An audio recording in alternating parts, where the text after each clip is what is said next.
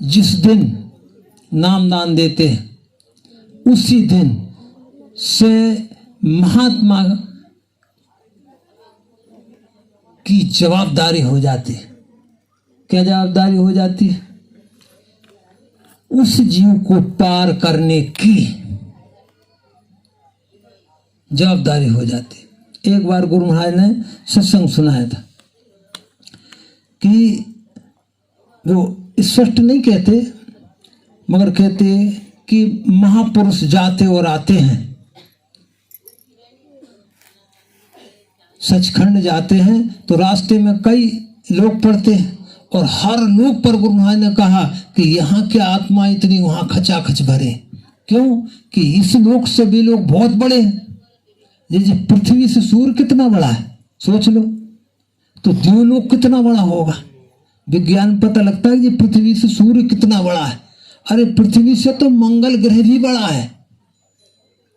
हमको ये पृथ्वी बड़ी लगती है और इससे ये मंगल ग्रह कई गुना बड़ा, और सूर्य तो लाखों गुना बड़ा है, नहीं करोड़ों, लाखों नहीं करोड़ों गुना बड़ा है। तो वो देश कितना बड़ा होगा, तो वहां आत्माएं कितनी होगी, फिर उसके ऊपर जो ब्रह्मांड वो कितना बड़ा होगा। तो हर देश में हर लोक में परम पूज्य स्वामी जी ने बोला कि आत्माएं खचा खच भरे हैं। और जब महापुरुष जाते हैं तो वहां जो गुरु है, गुरु 7 प्रकार के आप लोगों ने सुना है, और उनने यही बता कि कोई की पहुंच कहाँ तक, ऋषि है, मुनि है, महात्मा है, साधु है, सन्यासी है, तपस्वी है, तेजस्वी है, ऋषि है, महाऋषि है, ब्रह्म ऋषि है, ये पदवी उन्होंने बताई ना। तो वो पदवी है हर लोग की, वहां वो भी रुके, वो भी पार नहीं गए। तब तो कहा ना गुरु महाराज ने कि खोज री पिया को निज घट में, जो तुम पिया से मिलना चाहो तो मत भटको जग में। पंडित काजी भेक शेख सब अटक रहे डग डग में। वो उस आत्मा की जो रास्ता है परमात्मा की मिलने की, उस रास्ते में जो अटके पड़े हैं डग डग में, हर पग पग पे। तो गुरु महाराज ने बताया कि वो गुरु बने थे जो, उनकी कोई जीव आत्मा यहाँ है तो वो गुहार लगाते हैं सतगुरु से कि हमसे तो भूल हुई, चूक हुई, हम तो समर्थ नहीं थे, हम नहीं जान पाए, मगर वो हमारे हैं शिष्य, तो आप उन पर भी दया कर देना। तो सतगुरु उन पर भी दया करते हैं। तो सतगुरु कितनी बड़ी चीज है जी, हमको ही पता नहीं और ना कोई जान सकता, हमारी क्षमता भी नहीं। इतना बड़ा खेल है सतगुरु का। इसीलिए सतगुरु की महिमा है, संतों की महिमा है, और संतों को समर्थ कहा है, समर्थ किसी को नहीं कहा। संतों को कैसा कहा है समर्थ? लिखा है रामायण कि समर्थ को नहीं दोष गुसाए, समर्थ को दोष नहीं लगता। रवि पावक सुरसर की नाई, एक उदाहरण दिया है। रवि माने सूर्य, सूर्य को कोई दोष नहीं, उसके प्रकाश में तुम कुछ भी गंदगी भी सुखा लो तो सूख जाएगी, सुगंधी भी सुखा लो सूख जाएगी, मगर उसके ऊपर गंदगी नहीं जाएगी। ऐसे ही रवि पावक, अग्नि में आप मुर्दा जला दो तो अग्नि गंदी नहीं होती है। सुरसरी माने गंगा, गंगा में मुर्दा बहा दो और गंगा अपवित्र नहीं होती। ऐसे है महात्मा महापुरुष जिनको समर्थ कहा है। उनको हम कितने ही पापी जीव उनके शरण में चला जाए तो उनको दोष नहीं लगता है। उनके पास योग अग्नि है, उससे वो हमारे कर्म जला देते। योग आने साधना की, शब्द की, नाम की अग्नि से वो सब जल जाता है। साहब कबीर ने कहा कि गगन मंडल 2 पक्षी बैठे, एक गुरु एक चेला, और चेला रहा जो चुन चुन खाया और गुरु निरंतर खेला।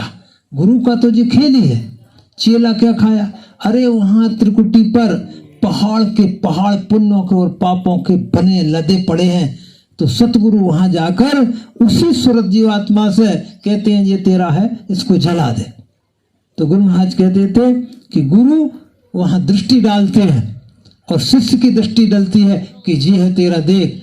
जब देखते हैं तो शिष्य में तो क्षमता नहीं होती है इतनी बड़ी, मगर एक बहाना होता है, और जब दृष्टि डाल पड़ती है सूरत की तो उसका कर्म जलने लगता है, यानी मोम की तरह पिघलता है। गुरु महाराज ने बताया।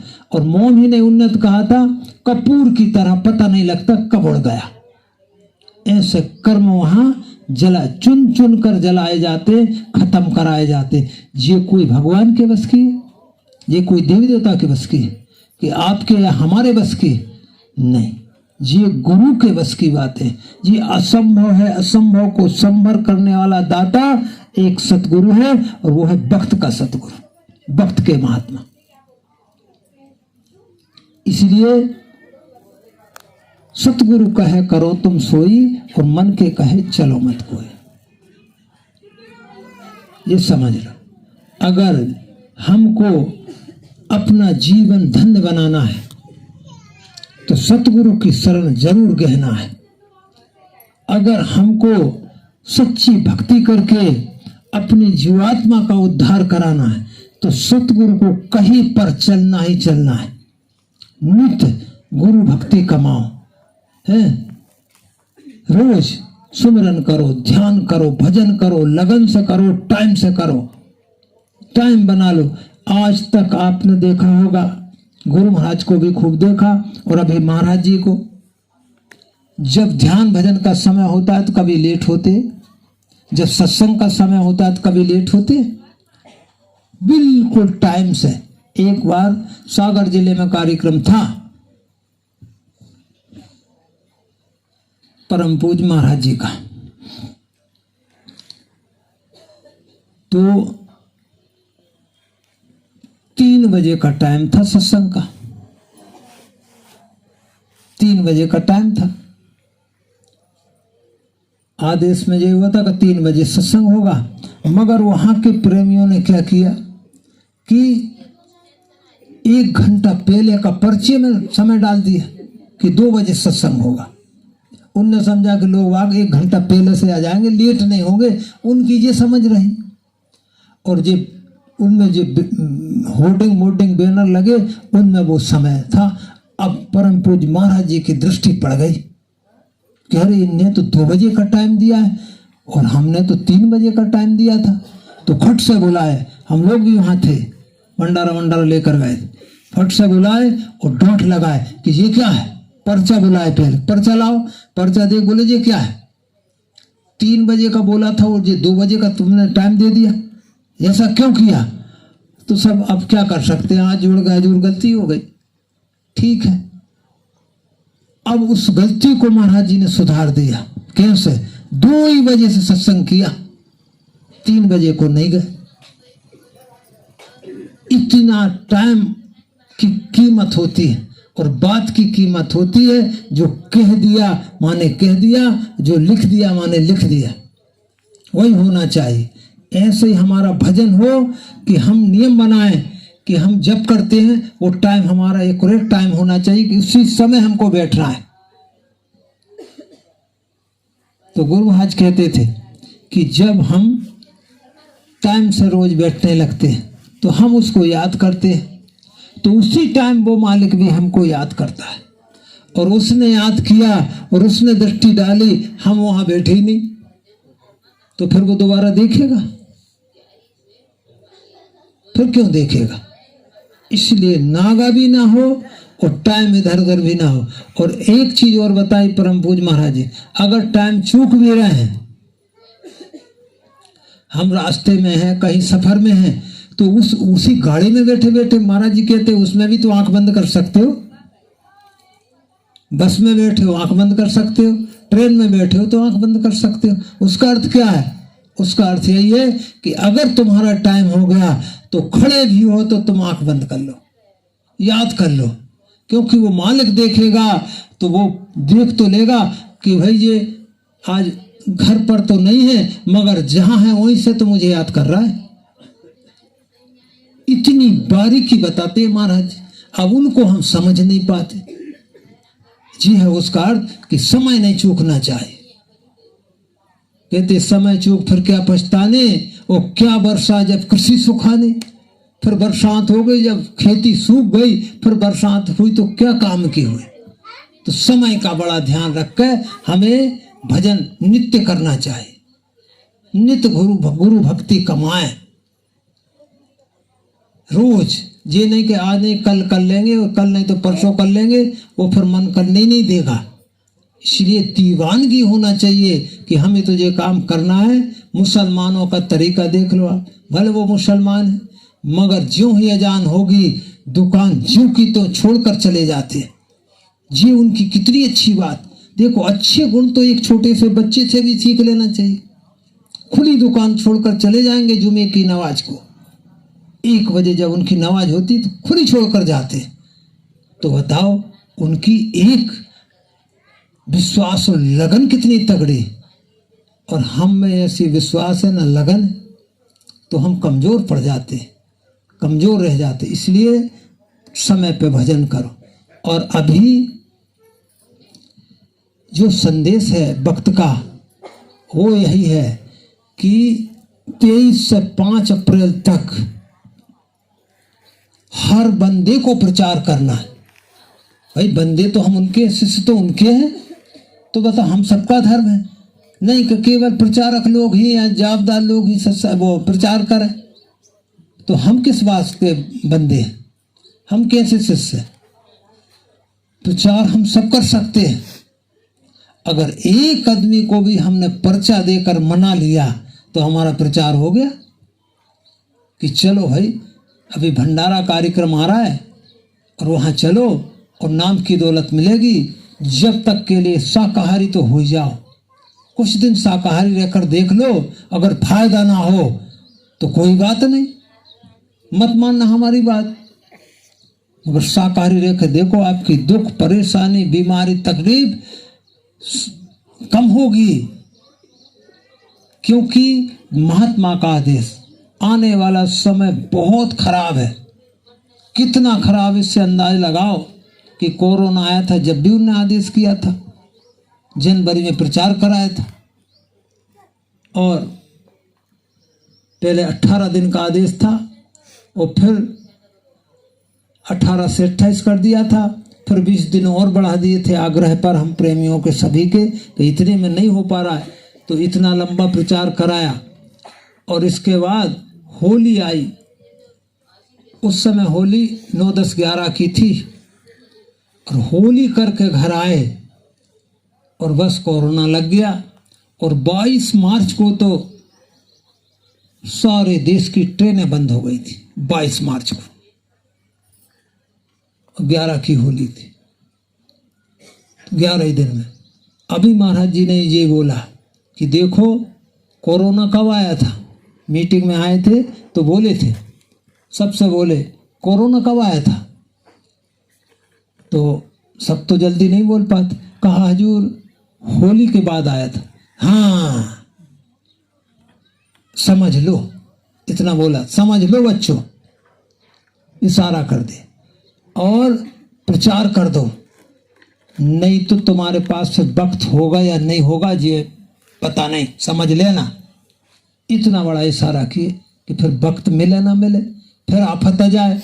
और बोला है अब की बार, जब तो बोला था कि ये टेलर है और अभी इशारा कर दिया कि शाम को बीमार होंगे और सुबह का सूर्य नहीं देख पाएंगे, यानी इतनी जल्दी कहाँ से इलाज और व्यवस्था करेंगे, इलाज भी नहीं करा पाएंगे। कोरोना में तो 14 दिन क्वारंटीन करते थे, अब तो 14 घंटे नहीं है, 14 ही घंटे नहीं बच रहे, 14 दिन तो छोड़ो। इसलिए उस जलजले से बचना सबको बताओ, शाकाहारी हो जाओ, नाम धन, शाकाहारी और नाम धन। नाम की महिमा भी सुनाओ कि जय गुरुदेव नाम जीता जागता नाम है, इस वक्त का जगाया हुआ गुरु महाराज का नाम है, उनने जगाया। और जी परम पिता परमात्मा का नाम है, उसको हम परम पिता परमात्मा कहते हैं और मुसलमान उनको कहते हैं परवरदिगार आलम, तेरा ही है सहारा, परवरदिगार, और हम परम पिता परमात्मा कहते हैं। हरि के 1000 नाम, करोड़ नाम के सबके, और अनंत नाम उस प्रभु के हैं, उनमें से एक नाम जय गुरुदेव नाम है। तो जब तो कहते हैं जय गुरुदेव नाम प्रभु का, देवी देवता भगवान या इंसान इनका नहीं है, ये उस मालिक का नाम है। जिस देश की वासी जीवात्मा है, जिस प्रभु का अंश ये जीवात्मा है, उन्हीं का नाम तो है जय गुरुदेव। जगाया हुआ। इसको लेने में कोई गुनाह नहीं है। अरे तुम आजमा कर देख लो, मुसीबत में अगर काम ना करे तो छोड़ देना, मगर उसमें शाकाहारी होकर करेगा तो फायदा मिलेगा। अगर मांस खाते हो, अंडा खाते हो, शराब खाते हो, पीते हो, तो ये कुछ नहीं होगा। कहीं का नाम ले देना, आफत तो आएगी। क्योंकि अगर इन चीजों का सेवन कर रहे तो आप कलयुगी हो, सतयुगी नहीं। महाराज जी ने क्या बोला कि हाथ जोड़कर बिना हमारी और सतयुग काबिल बनो नर नारी। हाथ जोड़कर बिना हमारी तजो नशा बनो शाकाहारी।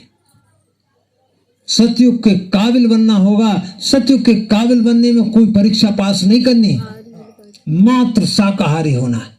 कोई धन दौलत नहीं लुटाने, कोई संग्राम युद्ध नहीं करना है, कोई भूखे प्यासे व्रत उपवास नहीं करना है, न यज्ञ अनुष्ठान करना है।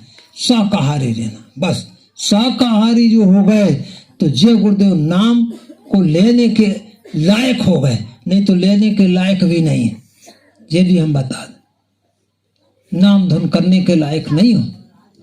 शाकाहारी होकर करोगे तो तुम फायदा तत्काल देखोगे, देर की बात नहीं। ज्यों ही नाम हृदय धरो, महात्माओं ने कहा है, भय और पाप को नाश। और ज्यों चिनगारी आग की पड़े पुराने घास, जैसे पुराने घास में एक चिनगारी पड़ जाए तो जलने में कितनी सी देर लगती है, ऐसा वो पावरफुल नाम है। रामायण में लिखा है कि नाम प्रभाव जान गणराव।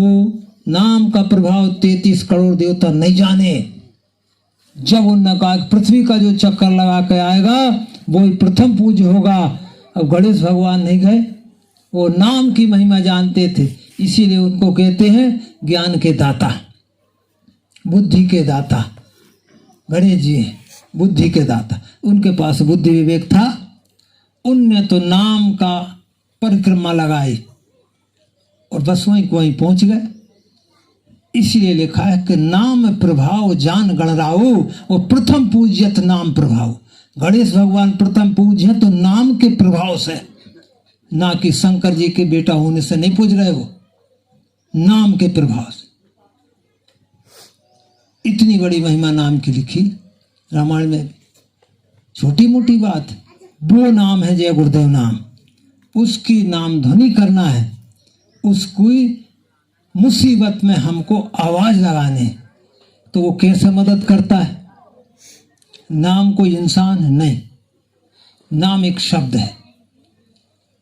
और शब्द तो रमा है हर जगह, पवन में रमा, जल में रमा, पृथ्वी में रमा, अग्नि में रमा, हर चीज में रमा है। हमारे अंदर रमा, तुम्हारे अंदर रमा। और शब्द हटा और मौत। जब शब्द हट गया है हमसे तो मृत्यु। ये हम नाड़ी देखते धड़कती, वो शब्द धड़कता है। दिल हमारा धड़कता है, वो क्या है? वो शब्द धड़क रहा है, शब्द धत्कार मार रहा है। और वो हट जाए तो कुछ नहीं। जैसे ही हमको मुसीबत आई, जैसे वहां से बड़ा वाहन ट्रक चला आ रहा और हम मोटरसाइकिल चला रहे हैं और बिल्कुल सामने पड़ ही गए, तो क्या होगा? हमारे पास कोई उपाय नहीं, सीधा निकलेगा जय गुरुदेव। जैसे ही जय गुरुदेव हो निकलेगा तो शब्द वहां आकर हमको बचा देगा। शब्द बचाता है। वहां गुरु आकर प्रकट नहीं होते हैं, वो उनका शब्द होता है प्रकट, और वहीं तत्काल मुझे मदद होती। ऐसे ही मौत के वक्त गुरु महाराज ने भी कहा, और महाराज जी ने तो जगह जगह लिखवा दिया कि जय गुरुदेव नाम मौत के वक्त भी मददगार है। मौत के वक्त भी।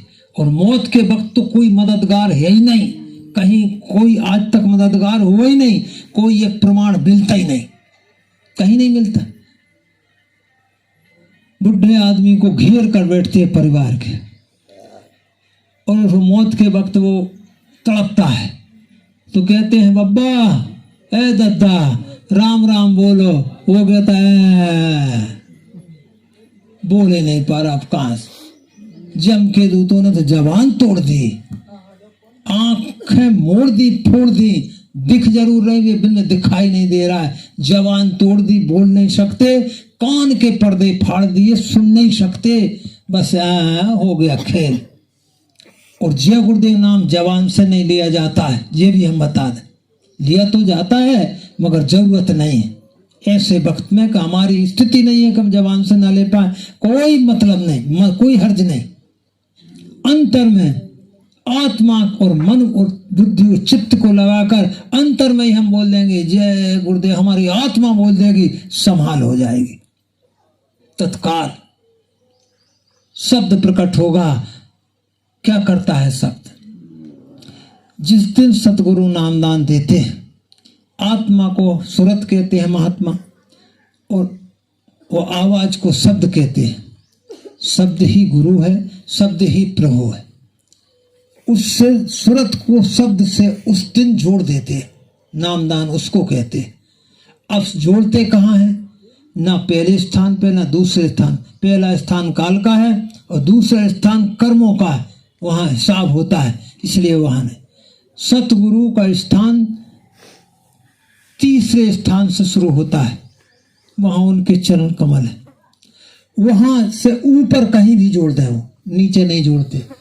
तो जैसे ही जय गुरुदेव बोलते हैं वो शब्द प्रकट होता है, और जहां से शब्द से सूरत जुड़ी है उस सूरत को शब्द खींच के ले जाकर उस मुकाम तक पहुंचा देता है। इसलिए नाम सबको मिलना चाहिए, सबको नामदानी होना चाहिए। नहीं तो कितनी बड़ी तुम तपस्या कर लो, कुछ होने वाला नहीं है। 84 में तो जाना है। अब इतने तो बता दिए हमने, यहाँ तक 84 का चक्र है। यहाँ तक की पूजा करोगे, देवी देवताओं की करोगे 84 में रहोगे, ब्रह्मा विष्णु महादेव की करोगे 84 में, और आदि शक्ति भवानी दुर्गा की पूजा करोगे 84 में रहोगे।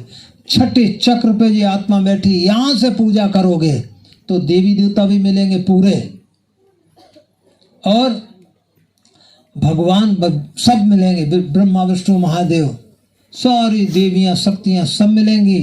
और वो 3 लोक के मालिक भी मिलेंगे, जिनको हम राम और कृष्ण कहते हैं, उनका भी दर्शन होगा। ये लिखा है ना रामायण में गोसाई महाराज, कैसे वो मिलते हैं। तो देखो यहीं से शुरू होता है महात्माओं का। मुंह देव नैन त्रिशत में भयु पुण्य चितवत कौशलपुर गयो। रास्ता कहाँ से? ये मूंद लिए आंख, चरम आंख, और दिव्य आंख से देखा, शुरू हो गए। उनने ये तो नहीं कहा कि हमने यहाँ से शुरू किया, कि नाभि चक्र से शुरू किया, कि इंद्रिय चक्र से किया, कि हृदय चक्र से, नहीं। मुंह देव ने जे नैन मूंद लिए शरीर के। त्रिशित में भयु पुण्य चितवत कौशलपुर गयो। कौशलपुर कौन सा देश है? पहला स्थान, यानी इसके आत्मा के नीचे गुरुवान ने बताया चक्र 5 है और 5 ऊपर है। तो ऊपर के मुकाम पर जाएगी, यहां से शुरू होगा तो ऊपर को जाएगी, और यहां से कहीं से शुरू होगा तो वो नीचे को आएगी। यहां भाई बैठी तो यहां है, अब तुम यहाँ की पूजा करो तो वो इधर से इधर आ जाएगी, और इधर की करोगे देवता की तो इधर से उछट कर इधर ही तो आएगी, नीचे को चलती चली जाएगी। कैसे? जैसे 5 तत्व का पिंजरा है, जो मान होता है। अगर कर्म बिगड़े तो 4 तत्व का हो जाएगा, यानी जानवर पशु बन जाओगे, और अगर और ज्यादा तो पक्षी बन जाओगे, और खराब हुए तो और घट जाओगे तो जल के जीव या बन जाओगे, वृक्ष बन जाओगे, और घटे तो एक तत्व के रह जाओगे। ऐसे अधोगति को जीव जाता है।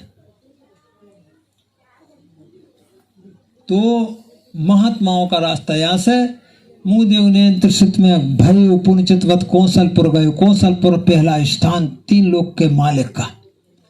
मोहि बिलोक राम मुस्काए, वहां भगवान राम सदा बैठे रहते हैं, और 1000 कला लेकर बैठे, शेष भुजाएं उनकी वो कलाएं, गुरु भाई ने बताया। और अवतार जो हुए तो कभी 12 कला, कभी 16 कला, कभी 2, कभी 5, कभी 7, ये 10 अवतार हैं जी कलाओं से वहां परिपूर्ण पूरे बैठे हुए, उनका दर्शन होता है। तो गोस्वामी जी वही लिखते हैं कि मोहि बिलोक राम मुस्काहे। बिलोक ना माने देखना, मुस्कुरा दिए तो मुंह खोला, वो है काल। तो बेहसत गयु तुरंत मुख माहे, तुरंत उनके मुख में प्रवेश कर गए। तो पेट में नहीं जाते हैं, उस पार चले जाते हैं। गुरु भाई ने कहा कि उदर माज सुन अंडज राया और देखे बहु ब्रह्मांड निकाया। यानी अंडलोक की रचना देखी तो क्या देखा? अनेकों ब्रह्मांड, बहु ब्रह्मांड, बहुत ब्रह्मांड देखे। फिर क्या देखा? कोटिन चतुरानन गौरी सा, करोड़ों ब्रह्मा, करोड़ों विष्णु, करोड़ों शंकर देखे।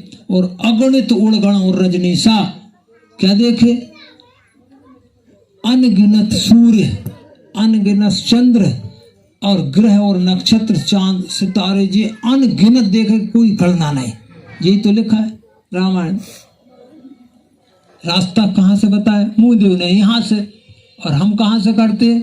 तो गुरु भाई ने कहा खजाना गड़ा है यहाँ और खोद रहे हैं यहाँ, तो मिलेगा कहाँ? मिलने वाला है ही नहीं। इसलिए रगड़ करो। गुरु भाई ने कहा घाट पर बैठो तो काम बन जाए।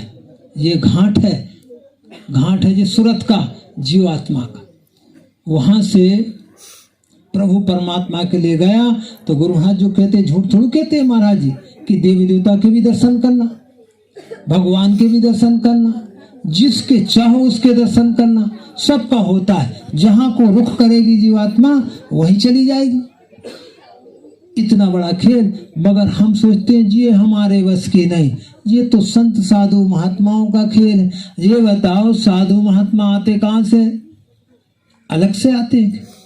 वो क्या, अरे भगवान राम, भगवान कृष्ण जैसे भी तो माँ के गर्भ से आए, और उसी गर्भ से हम आए माँ के, और उसी गर्भ से साधु महात्मा आए। तो वहां पेट में साधु नहीं बनता, पेट में महात्मा नहीं बनता ना, वे पेट में कोई भगवान तैयार होता। यहां आकर वो जब कर्म करता है तो भगवान हो जाता है। देव मानव से भगवान हो जाएगा, है देव मानव फिर भगवान, देवता मनुष्य तन में आकर भगवान बन सकते भक्ति करके। और इस रेस को हम जानते नहीं तो मानते नहीं, क्या करते? हम भगवान को मानते हैं, मन भगवान की नहीं मानते। ऐसे हम गुरु महाराज को मानते, मन गुरु महाराज की नहीं मानते, तो एक काम नहीं बनता। तो इस ढंग से करो, महात्मा के ऊपर समर्पण भाव रखो कि जो भी हो आदेश हमारा, कुछ एक सोच होनी चाहिए कि जब हमको वो बहुत सागर पार करा रहे हैं तो हमें और क्या करना, उनका ही काम तो करना है। वो रोकते तो है नहीं कि घर में मत रहो, परिवार में मत रहो, काम धंधा मत करो। अरे रोक तो केवल यही लगाते हैं कि भाई पवित्र जो भोजन है वो करो, और जो खराब भोजन वो मत करो, जो खराब चीज वो मत करो, बुद्धि खराब हो ऐसा नशा मत करो। महाराज जी साहब कहते कि 10 बार खाओ, पचा सकते हो तो कोई बुराई नहीं, मगर अखाद्य वस्तु मत खाओ, कोई भी जीव की हिंसा मत करो। क्योंकि हनुमंत जी ने बोला रावण से जाकर, क्या बोला कि सबके देह परम प्रिय स्वामी। ये देह जो है ना, चाहे वो कीड़े पतंगे हो, चाहे सर्प हो, चाहे बिच्छू हो, चाहे पक्षी हो, चाहे पशु हो, चाहे जल के जीव, कोई भी हो, सबको बड़े प्यारे है अपनी अपनी देह। सबके देह परम प्रिय स्वामी, परम प्रिय है, माने उससे प्रिय कोई चीज नहीं, ना बेटा ना बेटी ना कोई दौलत। जब डाकू आते हैं और जब हथियार अड़ा लेते हैं तो बेटा बेटी को उठा कर ले जाते, तो बताओ का प्रिय हुआ? अरे अपनी देह प्रिय। इसलिए हनुमंत जी ने बोला कि सबके देह परम प्रिय स्वामी, और मारा ही मोह कुमारक गामी, और जिन मोहि मारा ते में मारे, ते ऊपर बांधे तने तुम्हारे, मोह न कछु बांधे कर लाजा, और कीन चाहो निज प्रभु कर काजा। मुझे कोई लाज नहीं, मुझे तो अपने प्रभु का, भगवान का कार्य करना है। और जिनने मुझे मारा, सबके प्यारी है देह, प्रभु ने कहा सब परम प्रिय है। और मारा ही मोह कुमारक गामी, जो जीवों को मारते हैं वो कुमारक गामी होते हैं, उनको कुमार्गी कहते हैं, उनको सतमार्गी नहीं कहते। इसीलिए कोई भी जीव की हिंसा नहीं होनी चाहिए, कोई भी, क्योंकि जियो और जीने दो, ये हमारी संस्कृति है। हमारी हिंदू संस्कृति का सिद्धांत है और हमारे ग्रंथों का कहना क्या है? अहिंसा परमो धर्मा, अहिंसा ही परम धर्म है। और रामायण में क्या लिखा है? प्रथम धर्म। तो प्रथम धर्म हम मानवों का क्या है?